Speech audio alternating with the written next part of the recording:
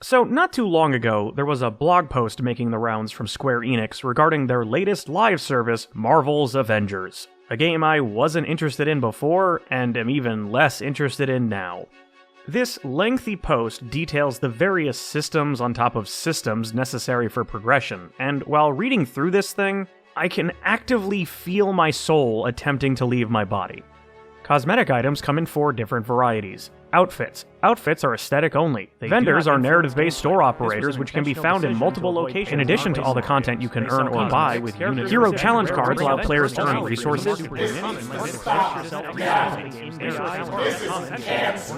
Yeah, this sucks, but it did warm my heart to see that many responses to this convoluted novella were that of mockery and disgust.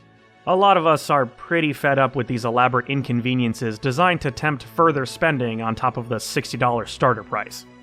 On the flip side, though, and quickly replacing my warm fuzzies with frustration, were also plenty of defenders, regurgitating a sentiment that seems to get more and more common every time a game comes out with this money-grubbing BS. They're only selling cosmetics, and as long as they don't affect gameplay, there isn't a problem.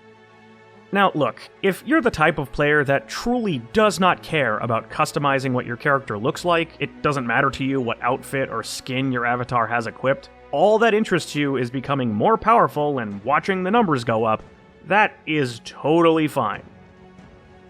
However, if you then use that indifference to justify or defend publishers stripping these features out to lock behind storefronts, microtransactions, and battle passes, you are actively hurting this medium and are telling this industry to make its products worse. You're free to be neutral toward cosmetics, but you need to stop saying that they don't matter, because they do, and they always have. Before I launch into full rant mode, let me quickly tell you about this video's sponsor, Ridge Wallet. Fitting with today's theme of the aesthetically pleasing, Ridge's line of minimalist wallets are sleek, lightweight, and compact, with over 30 different styles and colors to choose from. Small enough to fit easily in your front pocket, each wallet has room for up to 12 cards with an added strap or money clip for cash. Each wallet comes with a lifetime warranty, and the folks over at Ridge are so confident you'll love their product that if you're not satisfied with your purchase within 45 days, simply send it back for a full refund. Get your Ridge wallet now with free worldwide shipping and returns by going to ridge.com/nobody and use code NOBODY for 10% off your order. You can find a link in the description and pinned comment down below. Thanks again to Ridge for supporting the channel. I don't want to sound like some old man complaining about how much better it was back in my day, but back in my day, games were regularly sold complete and content-rich. You didn't have to keep checking a store page every few days to see what new overpriced skins were available. They were already part of the base game, and earning them was an accomplishment. A new outfit or trinket was a visual representation of something you did, like finding a bunch of collectibles, finishing on a hard difficulty, or simply putting in substantial time. They provided personal satisfaction in a single-player context, and were a kind of status symbol in multiplayer. When you saw someone with diamond camo on all of their guns or inclement weather surrounding their armor, you knew that person had absolutely no life, had invested tons of time into the game, and were almost certainly going to wipe the floor with you. These cosmetics didn't alter gameplay or give some unfair advantage, but they had significant meaning. Even divorced from all of that, the option to play dress-up adds variety, aka value, to an experience, and at the end of the day, making your character look cool or completely ridiculous is satisfying and just plain old fun.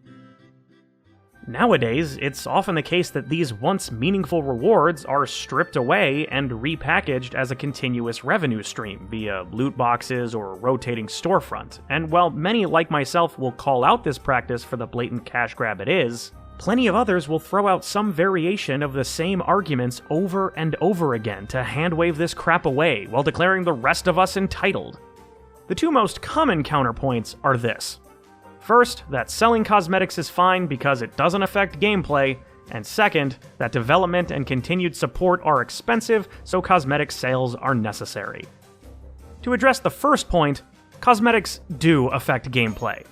They might not directly affect the core mechanics or controls, but for most, I'd say the majority of players, they absolutely add to the experience when they're present and take away from it when absent. This is incredibly easy to prove too, even disregarding that whole status symbol element I brought up earlier, although that is still a factor. Now when I see someone with a badass skin or armor set in a multiplayer session, I don't see someone who put the time in to earn it, I see someone who got lucky with a dice roll or has more money than sense. You ever been playing a game with loot drops and you find some sweet looking equipment only to put it on and find that your character's model doesn't actually change to reflect what you equipped? Don't you feel some level of disappointment whenever that happens? But why? The gear made your stats better and that's all that matters, right? No, because your character's outward appearance changing adds to the sense of progression. You get to physically see your evolution, going from a frail combatant in tattered clothing to a towering god decked out in magnificent duds.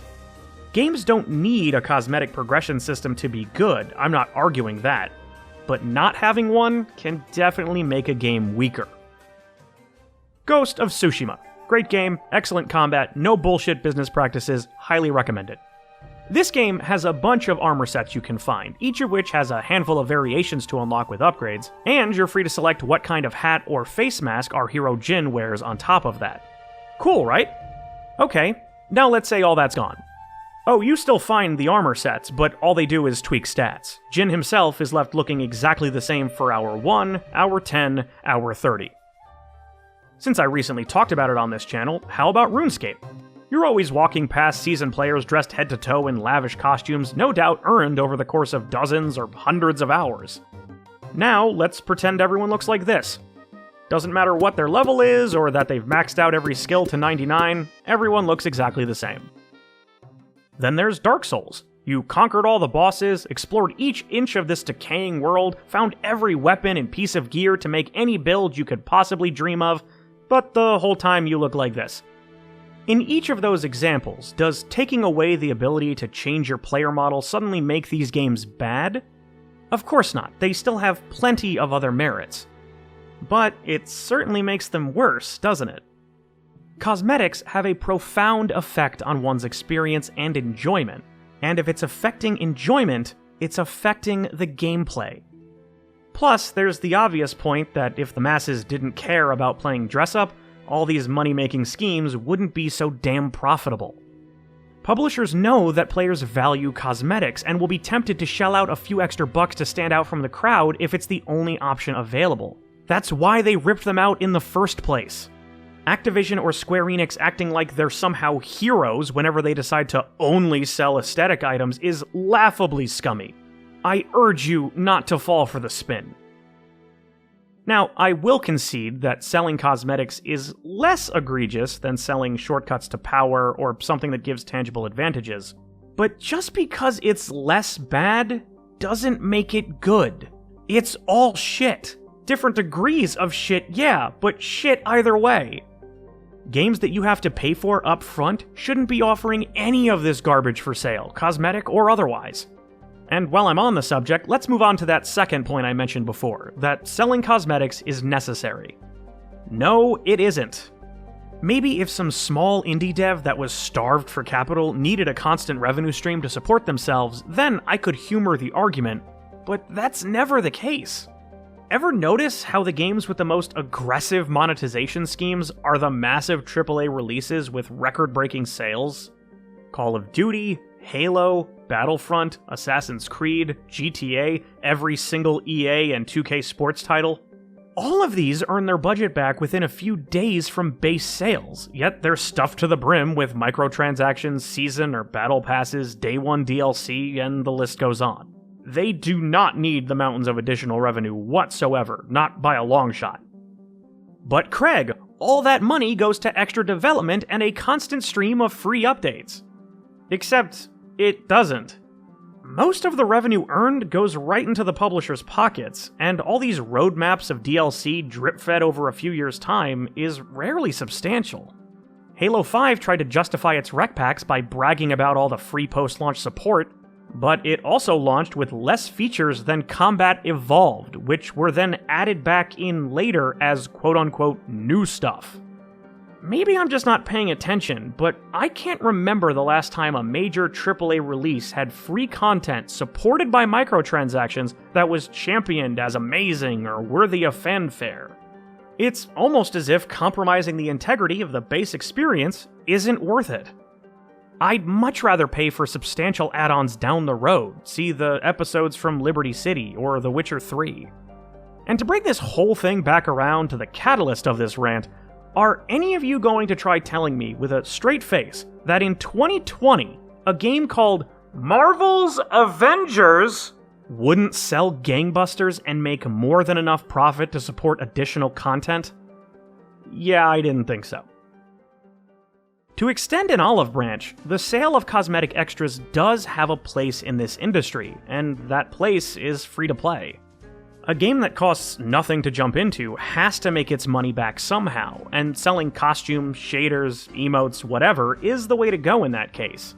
As long as the pricing is fair, and preferably there's some way to earn what you want through gameplay over time, go ahead and stock your marketplace with every kooky design you can dream up.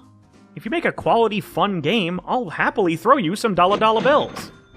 Look at games like Warframe, Rec Room, and Path of Exile if you need examples on how to do this model correctly. On the other side of the coin, games like Valorant that charge $100 for weapon skins, yeah, fuck you, that's the wrong way. It's not like I'm saying anything new here, these points have been repeated for years and by much more elegant voices than mine. And if we're being honest, all of us that bitch about this are pretty much screaming into the void at this point. Selling cosmetics has unfortunately been successfully normalized by large corporations, and as long as they keep selling and the masses keep buying, this isn't going to change. But the reason this topic brings out a fire in me is not simply because I miss the good old days where every new release had meaningful progression and rewards, though that is certainly a big part of it. The reason I get up in arms when fellow gamers throw out the "it's just cosmetics" defense is because a few years ago, for a brief window of time, I succumbed to that dismissive mentality. When Overwatch was new, and I was playing it a lot, there was a week-long period where I bought around $25 worth of loot boxes. I justified to myself that this system was completely fine, and you know what I thought each and every time I confirmed my purchase? It's just cosmetics. I eventually realized how unrewarding that progression model was and how stupid I was being. After all, the reason I was buying loot boxes was to get skins. But by that point, it was too late. I had fallen for the trick, and I've felt like a fool ever since. If I somehow had access to a time machine after I went back to kick Hitler in the balls and give my dad a hug, I would make a point to go back to that first time when I was about to buy some boxes, rip the controller out of my hand, and slap myself across the face, because in that moment, I made myself part of the problem. I know full well that we lost this battle to the big publishers a long time ago, but I'm never going to stop calling out this crap when I see it, or praise a game when it actually offers worthwhile bonuses, and neither should you. Why? Because cosmetics matter. And pretending that they don't will only continue to make games worse.